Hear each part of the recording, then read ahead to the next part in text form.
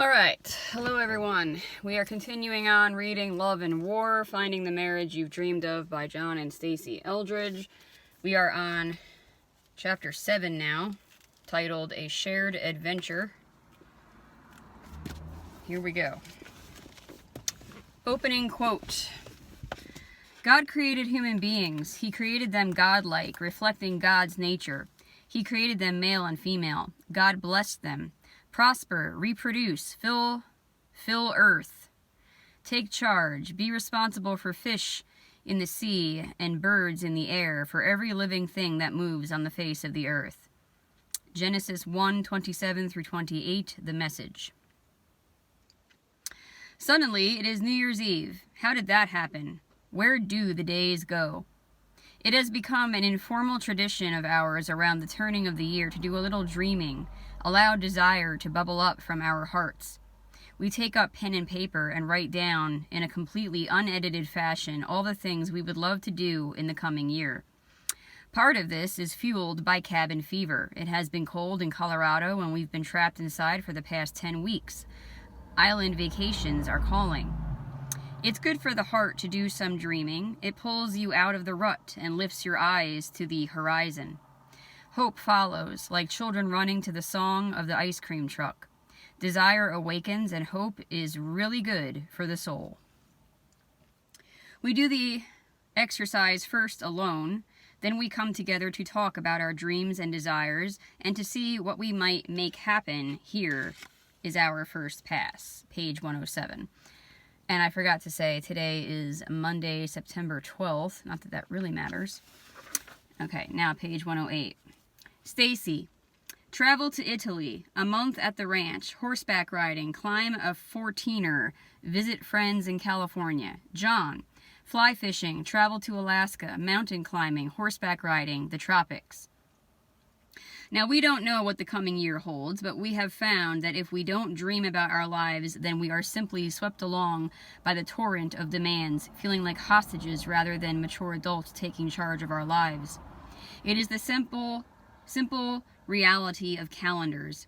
You only have so many free days. If you don't grab those days and hold them for all they are worth, they will vanish so fast it'll give you whiplash. So this is a really good question for a marriage. What are you looking forward to together? Man, it gets stuffy in this car quick. Let me keep the AC going here. Alright. Just a little bit. Alright, subtitle. We are created for mission and adventure. Every great story has its battles, and every great story is filled with adventure. This is why we love fairy tales, romances, epics, histories, westerns, biographies, any story worth its telling. The Bible is absolutely rife with this sort of drama. We come to love the hero and heroine because they rise up to face all that the story requires of them. This is deep in the human race. The longing was given to us on the day of our creation.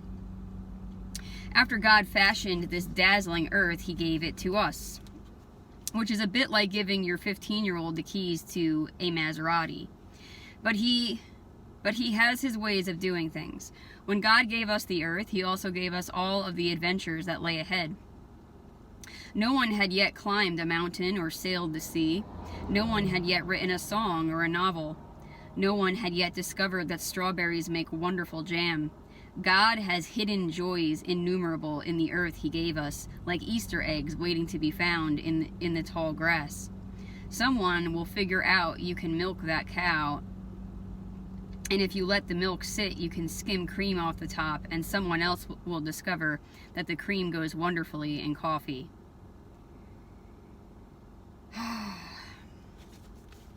Coffee's demonic, don't get me started. Caffeine. Alright, the earth is rigged for adventure, like a sailboat, and our hearts have adventure written deep within, like sailors hear the call of the sea. A good story has adventure to it, an unknown terrain explored, a wilderness survived, a mountain won, a destination reached. And the story of how it all unfolded or unraveled is told over and over again. Sometimes risk is involved, sometimes danger, often deep beauty. Adventures can be had on our own or with a group. Adventures can entail discovering a new city or acquiring a new talent. The right kind of adventures help us to become more of who we long to be. And adventure helps to build companionship in a marriage.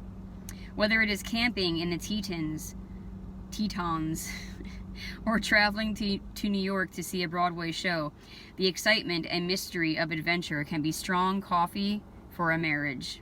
Again with the coffee. And if anyone wants to give me crap about coffee or caffeine, what is the #1 worldwide addiction?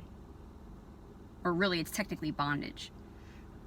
The new sights and sounds, the need to pull together to erect a tent or hail a cab, and yes, all the tensions also, they awaken us from the dulling effect of the daily grind and makes us more alive to our world, to each other, and to God.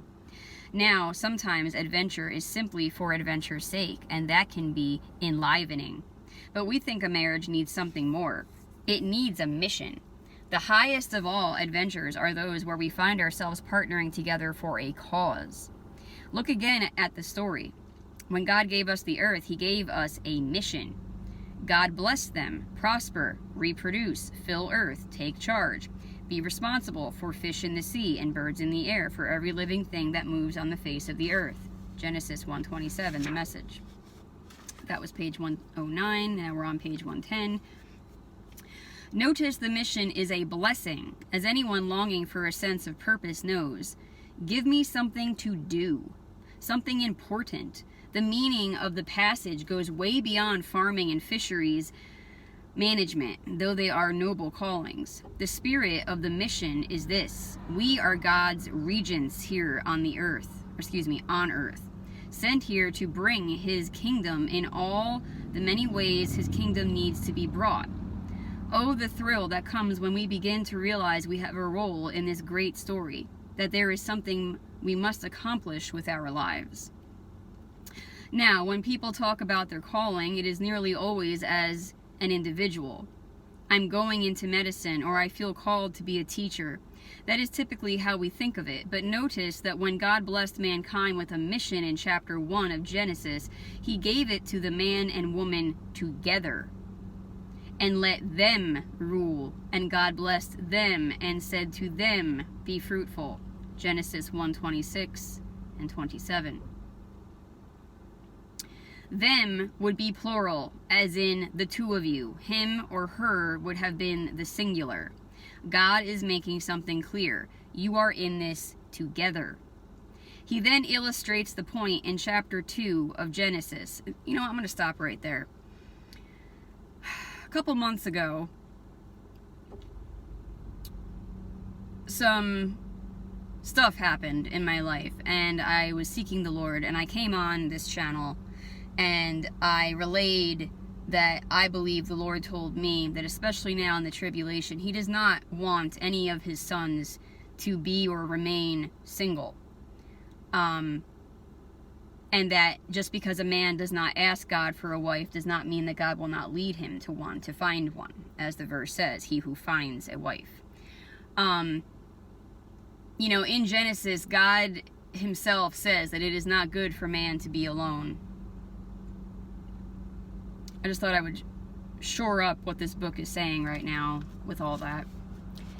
He then illustrates the point in chapter 2 of Genesis. Adam has just finished his first assignment as governor, naming the animals, when God interrupts to pronounce, "It is not good for man to be alone. I will make him a helper." Genesis 2:18.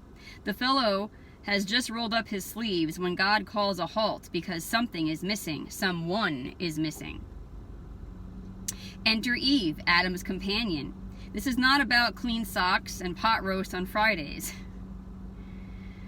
God calls her Adam's Ezer Kenegdo, a very powerful name indeed, only used of God in Scripture when you need this help desperately. The woman is man's essential comrade, his lifesaver, and so the two are forever entwined, the couple and the mission and the couple.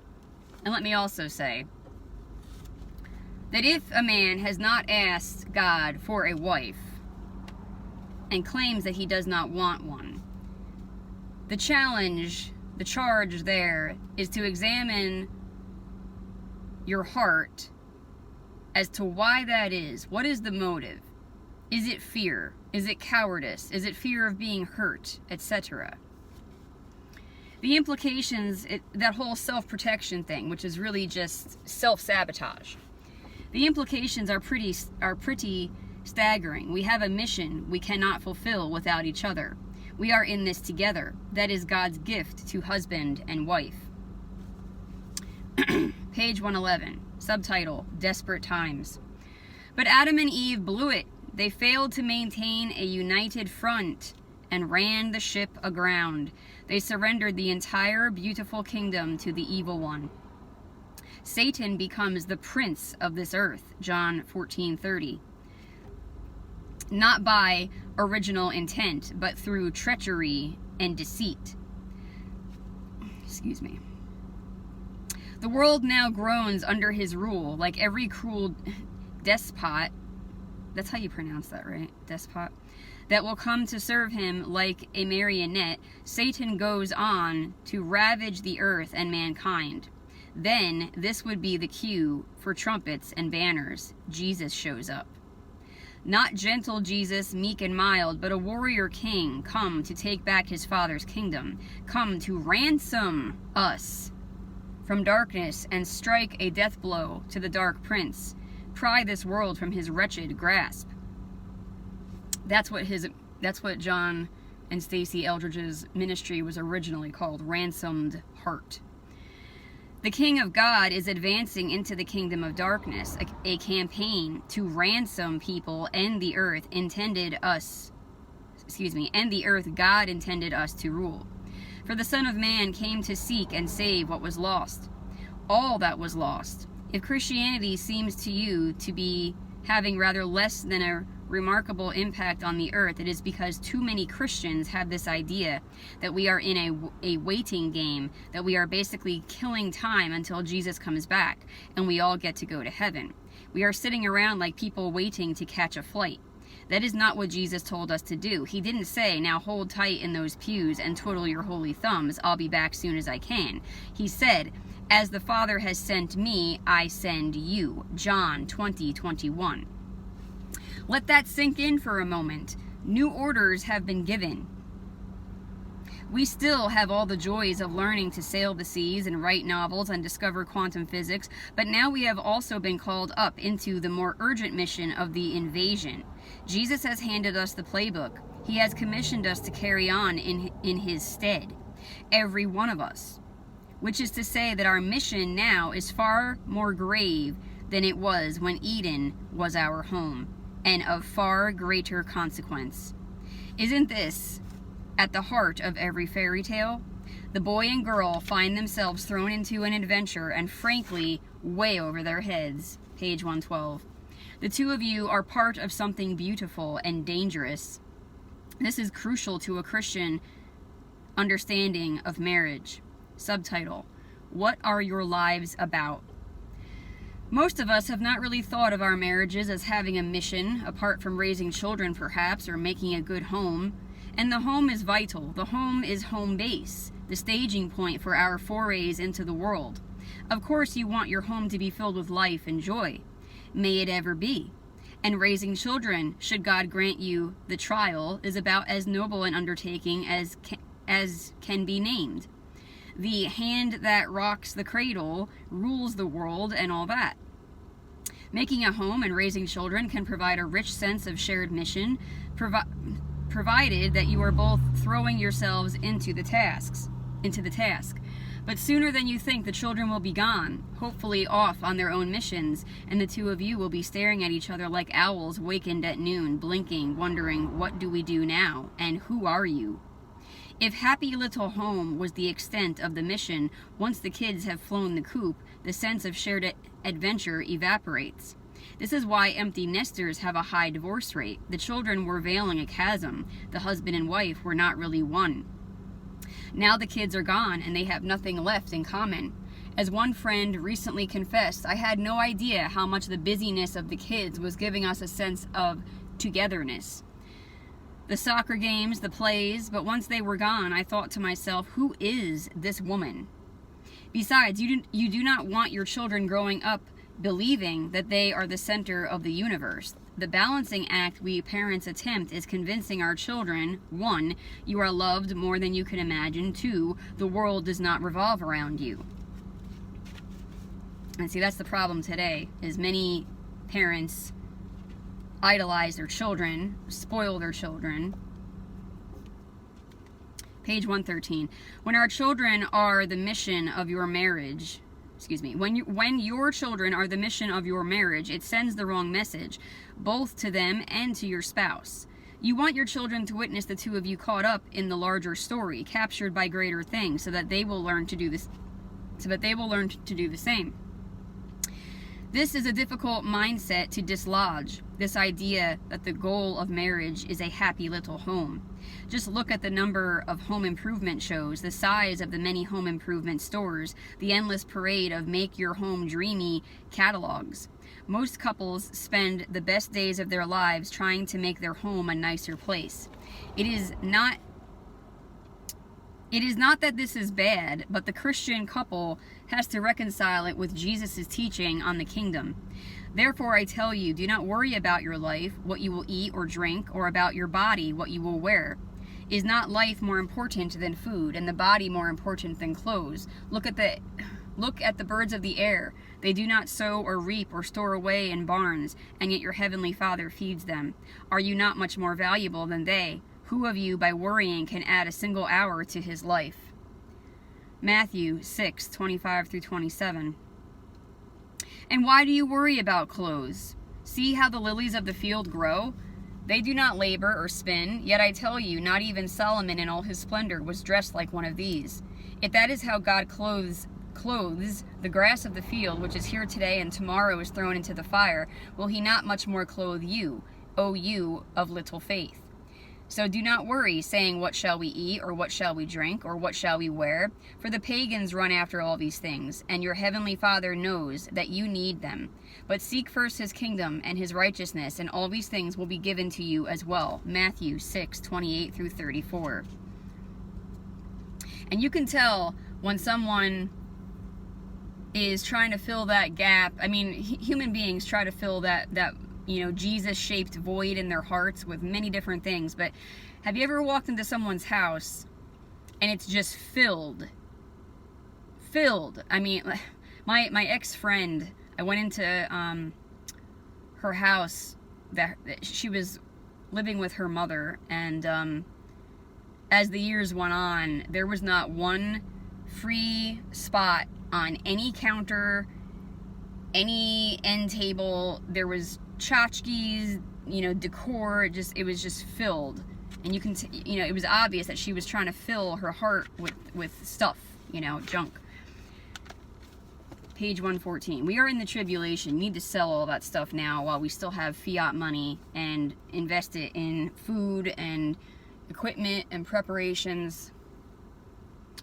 Page 114. Is not life more important than a new dishwasher? And why do you worry about matching towels? The pagans run after these things, sometimes trampling one another, as anyone who has been to a day after Thanksgiving sale knows.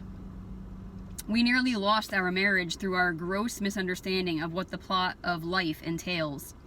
Love God, love each other, and everything will work out, meaning we will have a happy little life together. Isn't this the dream of most young couples? A beautiful you and a beautiful me and a beautiful place forever is not the right vision for a marriage. It backfires on you. It betrays you. For one thing, it ain't gonna happen. Not until heaven. You will feel hurt, and you'll look for someone to blame if you hold on to this as your life's goal. And besides, the vision is too self-centered, too inwardly turned, like a bad toenail. Gross. It doesn't provide the sense of a shared mission God created us for. If you have been married for more than a year or two, you have probably fallen into a routine by now. She gets up at 6 a.m., he gets up at 6:45 a.m., she starts the coffee, he typically skips breakfast. Tuesday night, you watch your show. Wednesday night, you pay the bills. Friday night, you rent a movie. Saturday, you do chores. Sunday night, you call your folks. This is human nature to seek comfort, to seek a comfort level in life, a form of security through routine. If you have been married more than 20 years, those routines are harder to break out of than the wagon ruts on the Oregon Trail.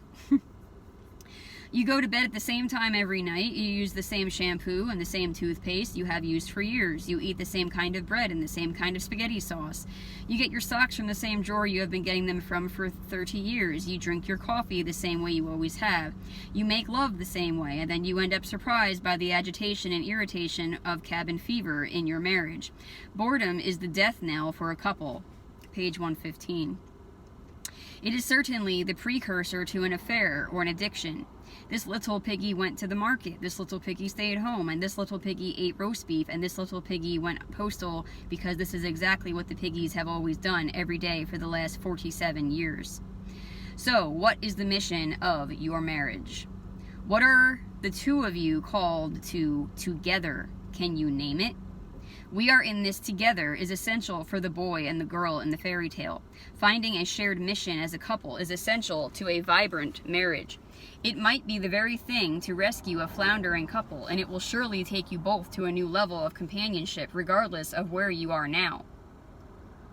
Our hearts are made to live a life that matters, a life of epic significance. Surviving the week so you can hit the food court at the mall on the weekend is not enough.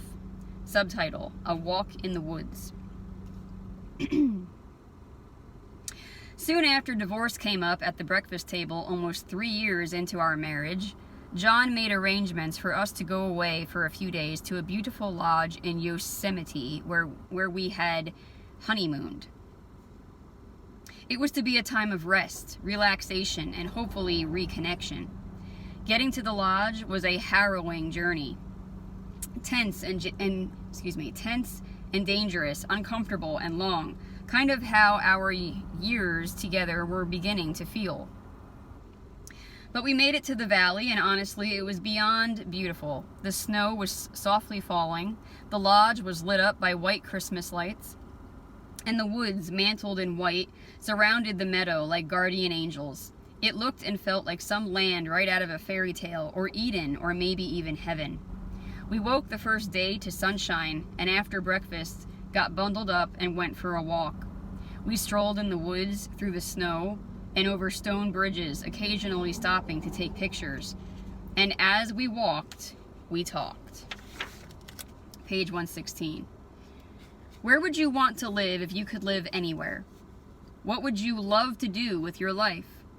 What would bring you real joy? We began to dream together.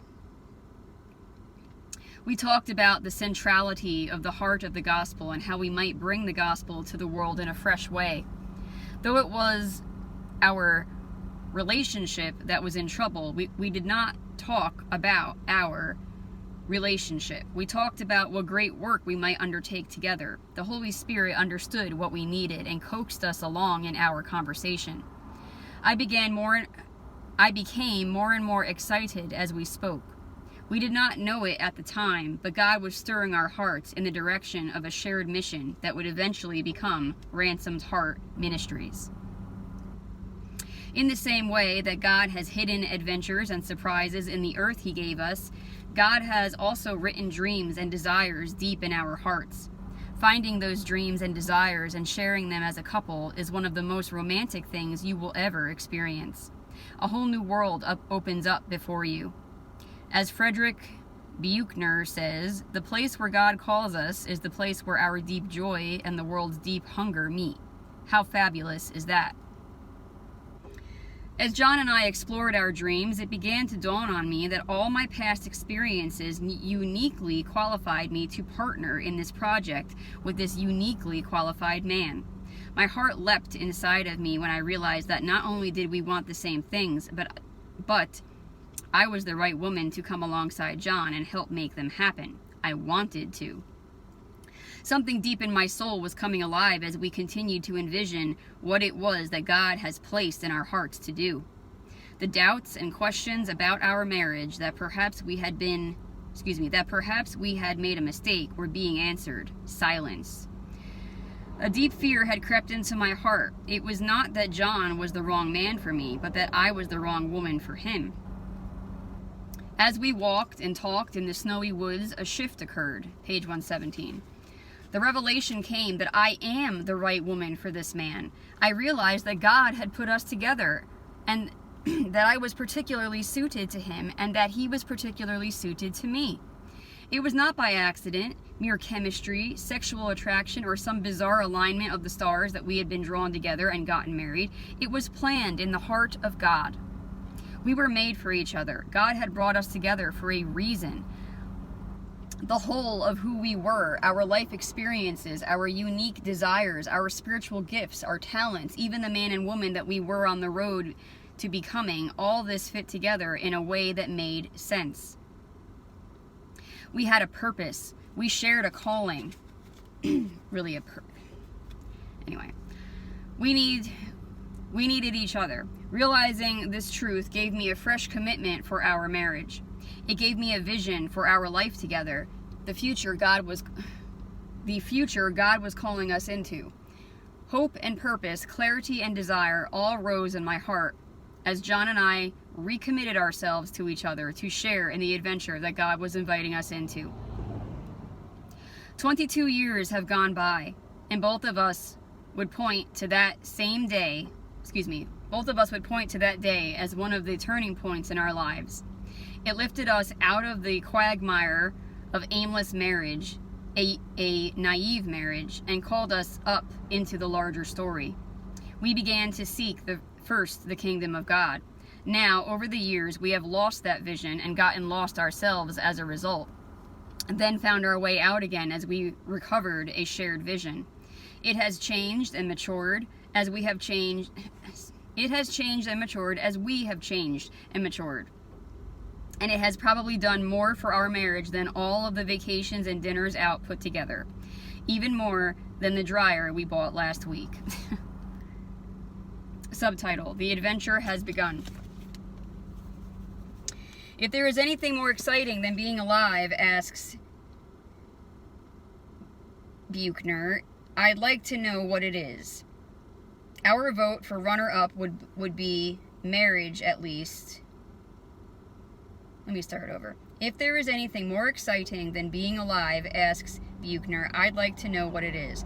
Our vote for runner-up would be marriage, at least it knocks off balance often enough to feel like we are on an adventure. Page 118. What we go on to make of it depends on how we look at it. You see, the truth is we have already been hurled into a great story. It is happening all around us all the time. The catching up we have to do is learning to enter in. Step 1 involves a change in our perspective. We take the life we have right now and we say to ourselves, we are in this together. I, Stacy, had a really difficult conversation a few days ago with a young woman I care about. It was one of those talks I think we all avoid for as long as possible, usually too long. I had some things I needed to say which I knew she would not want to hear. She matters so much to me, and I feared the conversation might blow up. So I asked John to be in prayer about it as we met. As soon as I got home, John asked, "So, how did it go?" He sat down, his eyes intent on mine, waiting to hear the story.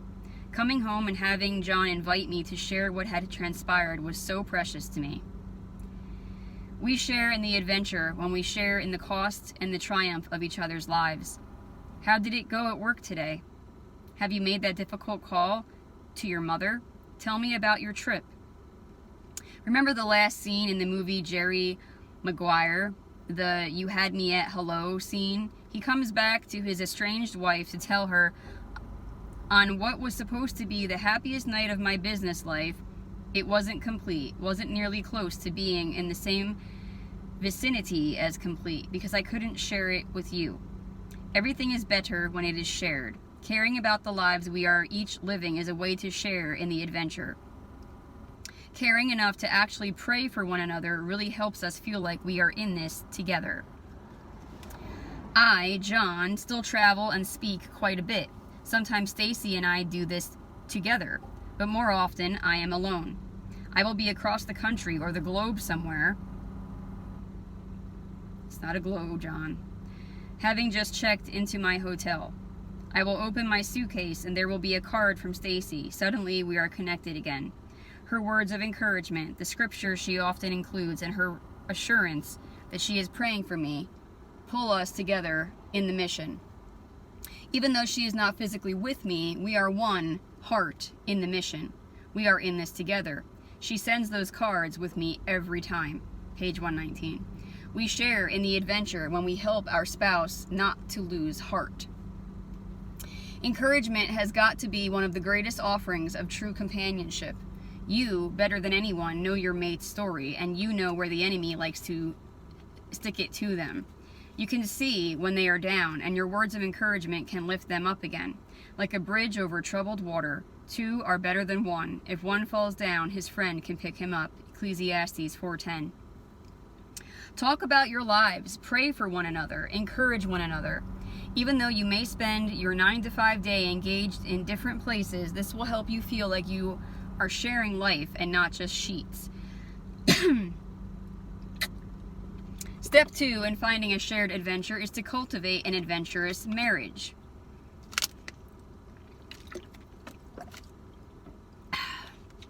So, adventure together. Do a little dreaming like we do around New Year's Eve. Where would you love to travel? What about taking up dancing or an instrument or learning a language together? Maybe you would like to move to a new neighborhood, a new city, or a new country. Just start dreaming a little as a couple. What are you looking forward to together? I'm going to pause right there. Being that we are now in the tribulation, I must confess that this is part of the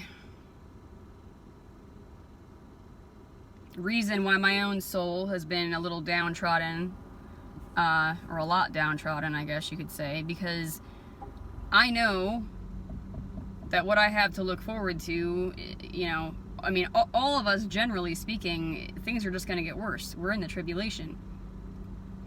And then, if you believe that God has told you that you're part of the 2 witnesses, you know that at some point you're going to be killed. And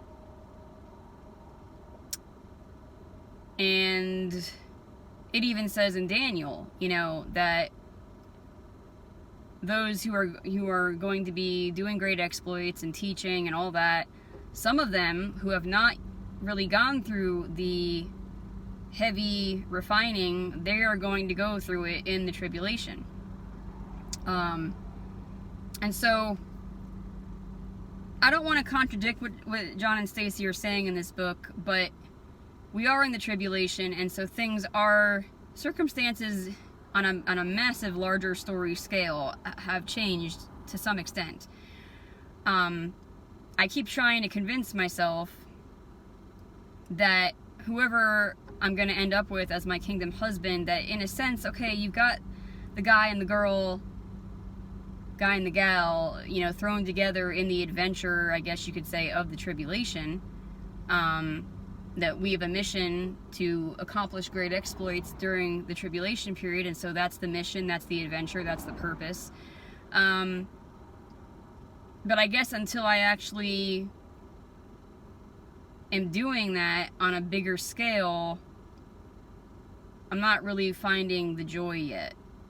So I'm currently waiting for the Lord to revitalize me, rejuvenate me, revive me, restore me, and, you know, bring me together with my kingdom spouse, and, you know, launch us into what we're supposed to be doing together. And I'm sure some of you out there can relate to that. But I'm more so grieving and mourning, and if I'm completely honest, I'm angry.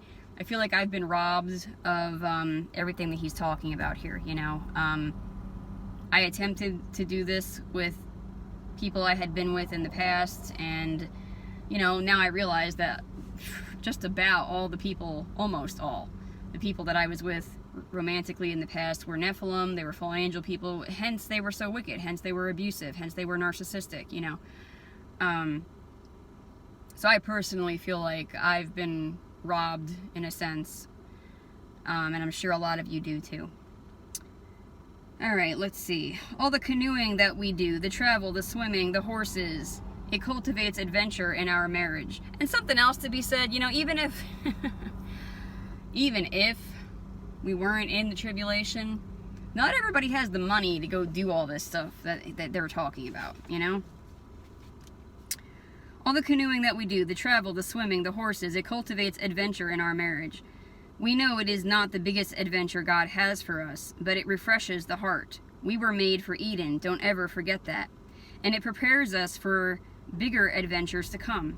How you handle canceled flights, thunderstorms, and capsized canoes is a really good test of how you will handle the pressures of the great mission. You don't get to jump straight off the couch into the mission of your lives. Let casual adventures prepare the two of you for more critical adventures. Now, the larger story is gaining momentum, and we have higher orders. And so, step 3 is to begin to seek the mission that God has for you. Ask Him what He has for you. Ask Him to give you a vision, a shared passion. Ask Him what the next step is that will take you on the journey. Page 120.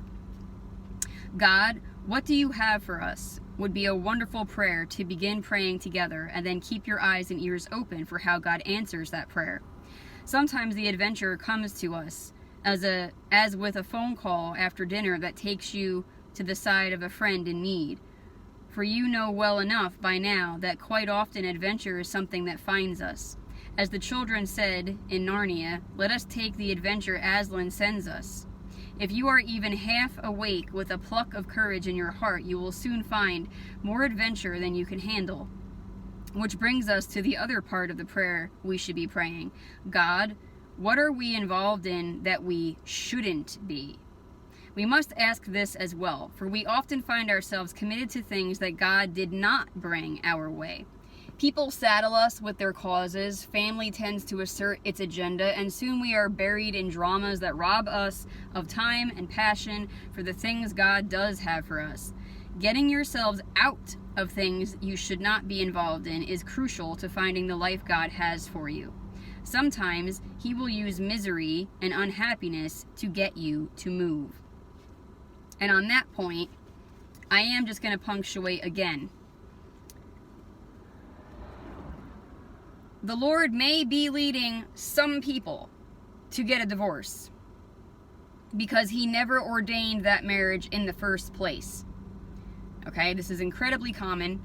People, end up getting married because they started off meeting in a bar or on some dating site or whatever it may be. They came together out of desperate loneliness, etc., whatever. Now, I'm not saying that God can't, work in a situation where someone's desperately lonely or, whatever. I'm just, each marriage is a case by case, and bottom line, both people have to pray and seek the Lord and wait for His confirmations and all of that. But a lot of people are married to Nephilim and fallen angel people, just evil people that are inherently evil. And God never ordained that marriage. God never put you two together. You put you two together. Okay? And so that also applies here. Okay? God may be telling you to get away from your spouse. Our friends Craig and Lori took an enormous risk and paid an enormous price, leaving their home and family in Los Angeles to join us here in Colorado and work with our ministry, Ransomed Heart. The journey began when things got pretty sour at the church where Craig was serving. After repeated attempts to make things better, it became clear to both of them that he could no longer serve there. The painful disruption was part of God's way of preparing them to pay the cost to make the move into a much bigger adventure. Test the waters. Some friends of ours are heading out next month for a 2-week missions trip to Malaysia. David and Betsy are not career missionaries, and they don't really see themselves becoming so. What they are doing is exploring. We want to see what God might have for us together, so they signed up for the short-term missions trip at church as a way of dipping their toes in the water. You might want to try something like that, or teach a class together. Reach out to younger couples and have them over. The possibilities are endless. Now, don't be surprised or dismayed that many of your dreams and desires are not shared by your spouse. Each person has a unique role to play in God's story. We all have a personal calling or purpose. Your purpose is what you're going to do, the method of how you're going to do it. The calling is who you're called to, what demographic of people. This needs not be a threat any more than other friends are a threat. In fact, some of the most beautiful expressions of companionship come when we simply lay down our lives in order to help with our spouse's calling or purpose. Offer to stuff envelopes, travel with them, feed the horses. Love is never out of season. Subtitle, page 121. Subtitle, The Kingdom Hangs in the Balance. We're in this together is one of the strongest cords that binds two hearts together. This is as true for the man and woman who know they have a great task to accomplish as it is for two climbers roped together on the razor's edge of some Himalayan ridge or two soldiers in a foxhole. To share a passion, a concern, a cause binds two hearts together quite unlike anything else. We're in this together lifts your marriage to a higher level than merely playing house. For one thing, it will rescue you from making mountains out of molehills. You don't complain about the dirty dishes in the sink when you are plunging through a storm on the high seas. Okay, so he used the rest of the toilet paper and didn't replace the roll. This stuff is small potatoes when the two of you are fighting to rescue women from the sex trade or young children from slavery. Having something to fight for puts everything else in perspective. Certainly you have met the kind of people that over-dramatize everything, who hold grudges for petty offenses, who get entirely caught up in all the little socio-dramas of the PTA, the office, or the church. Page 122. Get a life is what we often want to say, and it is the perfect thing to say. That is exactly what they need. They need a life so that they get their noses out of yours. We are created for adventure, and it seems if we cannot find one, we start blowing things out of proportion so that it at least feels like we have one. We are in this together has helped us to press through many hard seasons in our marriage. Sometimes when the relationship is the source of your sorrow, it can be hard to find it in yourself to fight for the marriage. But you hang in there and love anyway because you know that the other vital things are at stake. You can't preach the gospel with any sort of power while your home is a farce. You can't look for the favor of God on your life's great work while you are letting your marriage become a travesty. We are not suggesting that a ministry or a mission can ever take the place of love in a marriage, not any more than children can fill in for true oneness between a husband and wife. But knowing that the dissolution of your marriage will have staggering repercussions helps to rally an inner resolve during those seasons when the marriage lacks the passion in itself. Which brings us back to the story we are living in. Excuse me. What if this present were the world's last night? Asked John Donne. How would you live differently? We love the question because it shakes us out of our small stories. And truth be told, we don't know when the world's last night will come. That could be argued.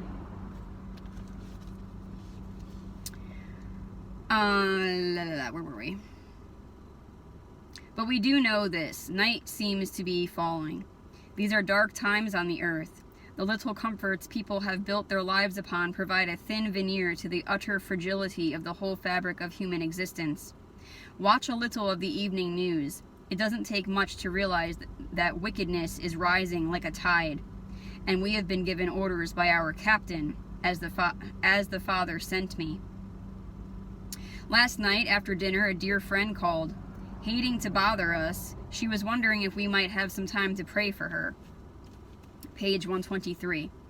Seems she had been warding off dark thoughts about ending her life and felt she was losing ground in the struggle.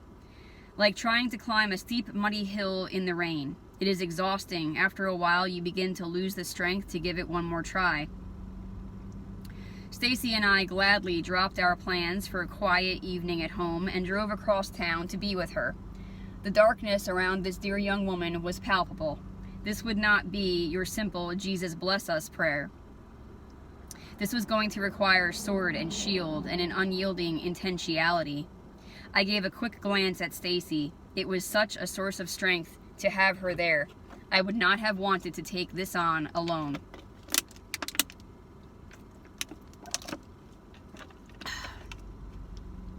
We prayed. We listened to our friend. We prayed some more. Something broke and the darkness fled. The air cleared a good deal, and this beautiful young woman had a much brighter countenance. This would not be the last round, but it was the next round and a very important moment in the battle for her freedom. She would not take her life. As we got in our car and pulled away, I felt this triumphant yes. It is a wonderful feeling that seems to come from deep in the bones, that heightened awareness of being truly alive when something has called you out and you have risen to the call. I have had this feeling when fighting brush fires to protect a neighbor's home, and last year in the mountains when storms swept down and we needed to do an emergency evacuation off a peak we were climbing. There was a time on vacation in Wyoming when our family witnessed an accident. Stasi and I were first to the wreckage and pulled a bleeding boy out of a totaled RV. In these moments, you feel so utterly present. All pistons are firing and all senses are on alert. Something vital has been required and something in us rose to the occasion. Our friend gave us a gift last night. It was a reminder, really. Stasi and I shared again that wonderful moment of this is what life's about. We rescued a dear soul. We pushed back the darkness. We advanced the kingdom of God. Prior to the call, Stasi was folding underwear, page 124, and I was doing a Sudoku puzzle. Our dear friend didn't know it, but she was about to bestow on us, better than any Christmas present, a renewed conviction that we are in this together. Marriage needs this experience on a regular basis as much as marriage needs sexual intimacy. It is one of the essentials. Repainting the living room isn't quite going to do it. God brought the two of you together for great reasons. You need each other, and the world needs the two of you together. Two really are stronger than one. And that is the end of chapter 7. Next will be chapter 8, Back to Back with Swords Drawn. I love that title. So, I hope that you are finding this edifying. It's certainly a good reminder to me of a bunch of stuff as I'm supposed to be coming together with my future kingdom husband here soon. Working our way through September here. So that was what, off chapter 7? I think there's 12 or 13 chapters. So I guess we're more than halfway through the book. So we'll see. I guess I'll be wrapping this up by the end of the month of September. I guess we'll see. Alright, I bless you all in the name of Yeshua, the Christ of Nazareth.